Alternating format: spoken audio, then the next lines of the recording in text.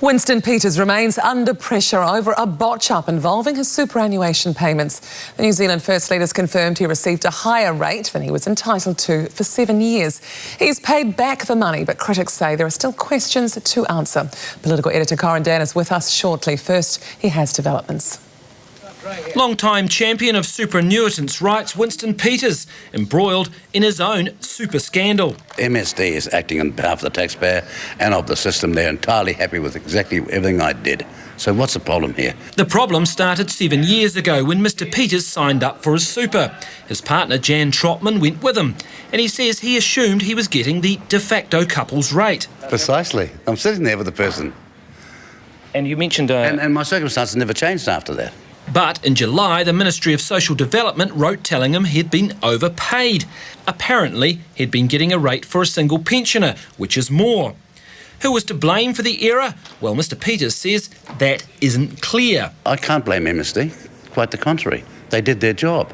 And I wrote a letter thanking them for their professionalism. If it's really just an administrative error, he should release the documents, let us get on with having a proper debate about housing and education, instead of scandal after scandal. The New Zealand First Leaders paid the money back, and MSD says the matter's been resolved to its satisfaction. However, Mr Peters is denying claims the repayment was as high as $18,000, as some media claim. Half? Possibly, yeah. About half. Well, I don't know, because the interest rate depends what interest rate they struck. The Greens, still smarting from their own benefit scandal, say this is a matter for Winston Peters to deal with.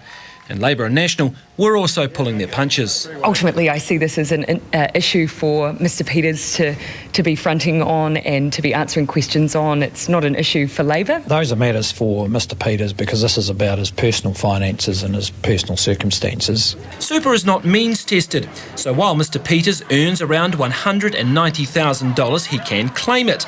But as a public figure, he knows from past experience that he continues to face a high level of scrutiny. Let's go back to the drama over Winston Peters. How much damage do you think the super business... I think this is a bad look for him. Clearly, it is a bad look for him, but I think he has front-footed it pretty well. He paid the money back. That is a key difference, I think, for him in this particular issue. He paid it back first.